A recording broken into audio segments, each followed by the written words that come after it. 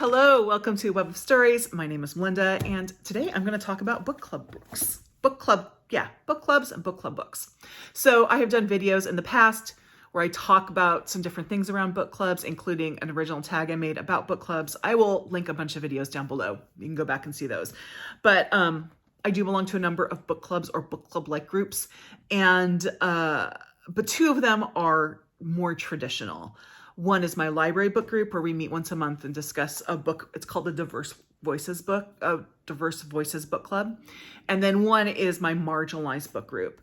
And I did want to run through the books we did for that year for both of those groups, but I'm going to break them up in videos. So this video is my library book club, the books that we covered. I'm going to tell you, what they were, what I thought of them, kind of like what the group thought of them.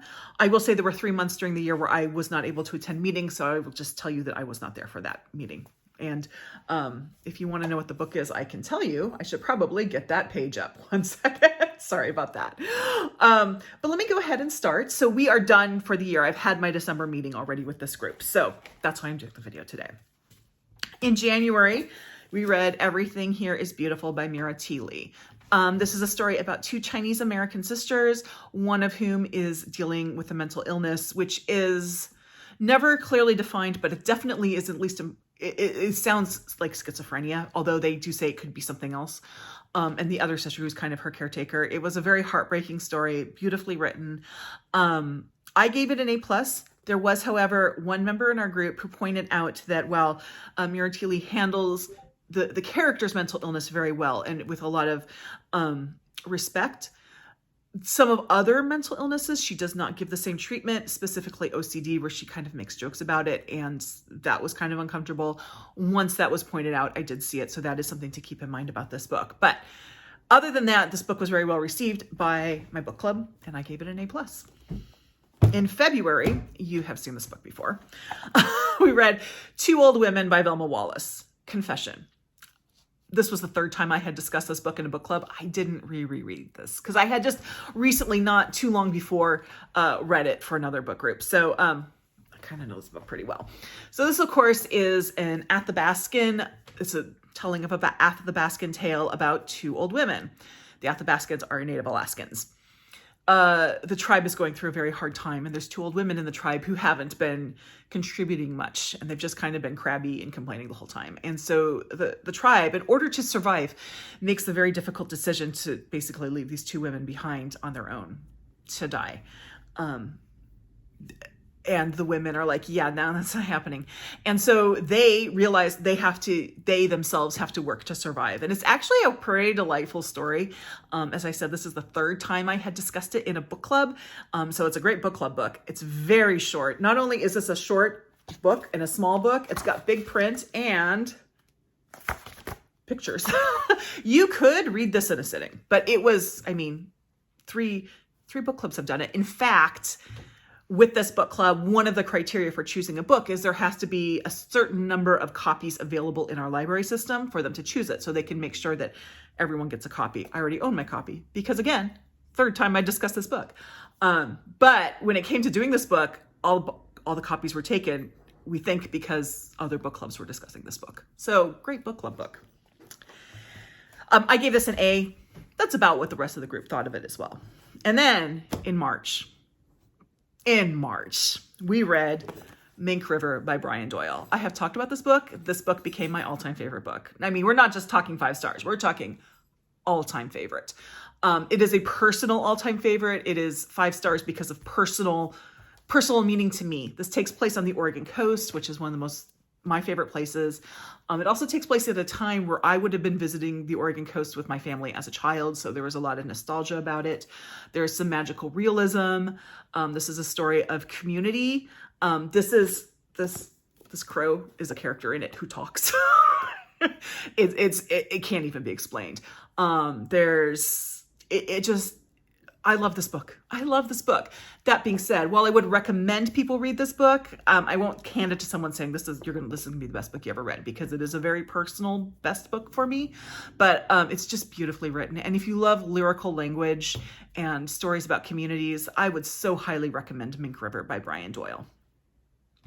Okay, in both April and May, I was unable to attend my book group. In April, I was still on spring break in Arizona with my family. And then in May, I was at a Girl Scout camp with my daughter. I did not read the books that were assigned for those two because I knew I wasn't going to be able to make it. But in April, they discussed The Buddha in the Attic by Julia Otsuka. And in May, they did Deaf Utopia by Niall DeMarco. So now we're in June. And in June, we read The Murmur of Bees by Sofía Segovia. This is another kind of magical realism book. The author is Mexican, and this does take place in Mexico in the early 20th century. And it's about a family. And in this family, there is an adopted son who has a certain affinity with the bees. I enjoyed this story so much more than I expected. This is translated fiction, by the way. Highly recommend it. Beautiful. It was well received by the book group. I gave it an A+. I think everyone enjoyed it. I would highly recommend this book. Then in July, we read The Women with Silver Wings by Katherine Sharp Landdeck. So this is nonfiction about the wasps. Is it wasps? Is that what they were? During World War II? The women pilots and how they got to fly and everything that they dealt with. This book was not entirely successful in our group. We had some, first of all, there was, we felt that the way the story was told didn't do it any favors, really. It wasn't told in a way that captured or at least kept our attention. Every once in a while, there would be a really emotional point that would get us in, but then it would kind of fall away from that. So people kind of dealt with that. There's also scenes where the author seemed to be pitting two women against each other, and we just don't need to do that. We just don't, especially when it doesn't even sound like that was actually what was happening. So that was disappointing. I did give it a B. I found it interesting enough. If you are interested in that part of history, definitely this would be a book to try. Just wasn't one that I thoroughly enjoyed all the time. And I think that's about indicative of the group. In August, we read Disability Visibility, which was edited by Alice Wong. I know a lot of people on BookTube have been reading this as well. And it is a book I would highly recommend. It's a book of essays. And I will say, I find collections of essays and short stories very hard to discuss in book groups. And I think just because of that, it was kind of hard to gauge where everybody was on it.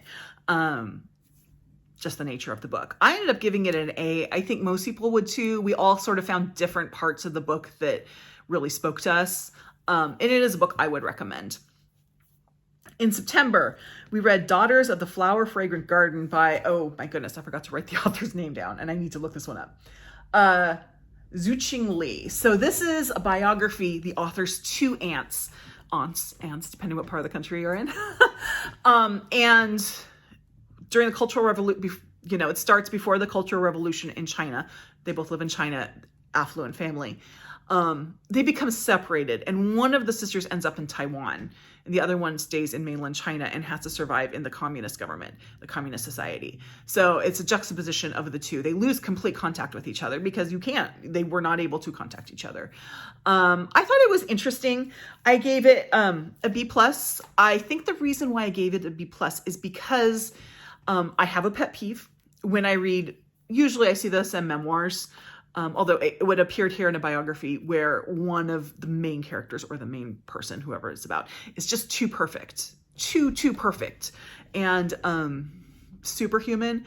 The sister who was still in China, I honestly think that China would no one would have babies. Everybody's uterus would fall out without this woman. That's the way the book read. And that was just a huge pet peeve of mine.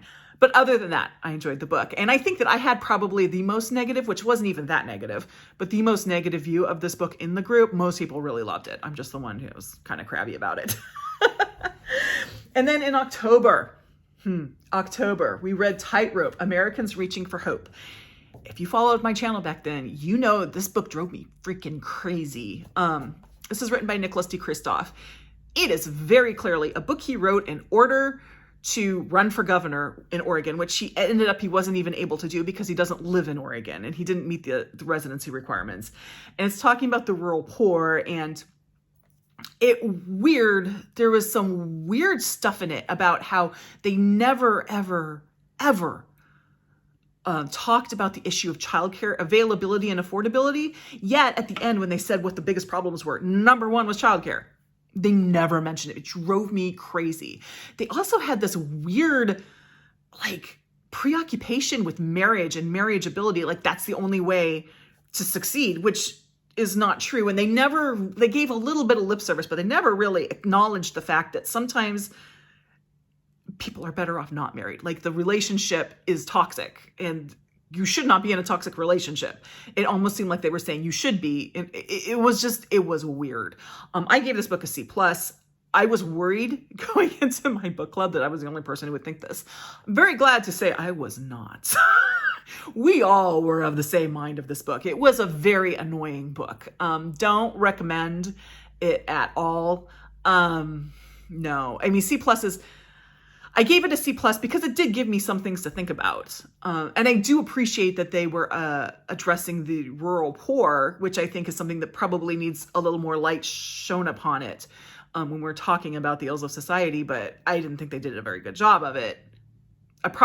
Going back, I kind of think I should lower the grade, honestly. But yeah, didn't recommend it. So in November, I did not attend because I had another Girl Scout event with my daughter. But the book they did was In Order to Live, A North Korean Girl's Journey to Freedom by Yeonmi Park. I have read this book before, and I don't know how my group felt about it, but I will tell you I hated this book. I had real issues with it. Back to my big pet peeve about, like, in a memoir, someone being so perfect and everything, like, that was there. Also, I honestly don't believe the author. Not that anything she said was unbelievable. Like, I do know that's a horrible situation. I just don't believe her. I think I don't believe her story. And she even said at the end, I don't even know what's true or not. I'm like, so I read this whole book and it might not even be true? What? I hated this book. So it's probably a good thing I didn't go to that book club meeting. But I don't know how the rest of the group felt about it. And the final book, and I am glad to talk about this one now, but the final book we did, which we just discussed last weekend, is If I Had Your Face by Frances Cha. I had this, last time I spoke about it, I said I gave it a B+, but I was reserving the right to change the grade based on our discussion. And I have changed the grade. I've moved it up to an A. This is more of a character study. It is not a book that ties up cleanly. And I kind of thought, like, you're following 5 different women. One of my issues was I felt like it should be a little bit more, their story should be a little more entwined. And in discussing it with my book group, I saw ways that I had not recognized that they were entwined. I thought the writing was beautiful. I was really into this book. My initial feeling of this book was I enjoyed reading it, but what did I just read? And I think the discussion gave me a lot of clarity around this book. So I ended up moving my grade up to an A, and I do recommend this book. I recommend it for book groups. I do really feel like this is a book that really benefits from discussion. So if you're going to read this book, I would say do it with a book group or find a buddy read. But I still recommend this book because I thought it was great. So those are the books that we did. Now, of the books that I was there for, that I read, not including the one I hated, I wasn't there for the book group. I had 1 5-star, which is my all-time favorite book. And then I had 2 books that got an A+, 3 got an A, 1 got a B+, 1 got a B, 1 got a C+, which I'm probably going to lower to a C because now I talk about it and I'm all mad about it again. But that's a pretty good book club year. So yay to my book group. And honestly, all of the books, the only book that I thought was really hard to discuss was Disability Visibility. And that's more because of the format and what it was. Not because, I mean, there are books that are great books, but it's just hard to discuss because of the story or whatever. But this was just because it was a collection of essays. But any of the other books, I would highly recommend for a book club. And even Disability Visibility, we had plenty to talk about. It's just kind of hard to structure a book club on that kind of book, a collection where you have multiple authors and multiple stories or essays. But yeah, I think, hooray to Elizabeth and Tina who moderate our group. They did a great job. And we have some great books coming up in 2024. I know that, so January is going to be The Seed Keeper, which I've already read, and I will be rereading because remember December. Plus I want to see if it was an A+ book for me. I want to see if it's still an A+ book. I know that Braiding Sweetgrass is happening at some point in the first half of the year. We do the 6 months at a time, so I only know the first 6 months. I can't remember the rest of the books, but Ring Shout is one of them. And so we have some good titles coming up, and I'm really looking forward to it. And of course, you will hear about what I think of them as I read them and my wrap-ups and such. Thank you very much. Go ahead, like, subscribe to this video. You know the drill, and feel free to join my Discord. Information's down below, and leave a comment. Tell me, if you're in a book club, did you have a good book club year? Were there any really great book club books that you had? I'd love to hear it. And I'm gonna put this out on Tuesday. On Thursday, I'm not filming it today, which is a Friday, the Friday before. I'm not gonna film it today because we're discussing the last book tomorrow, but I will film it. I will do my marginalized authors book club, and that will be the next video. So thank you very much, and I'll see you next time. Bye.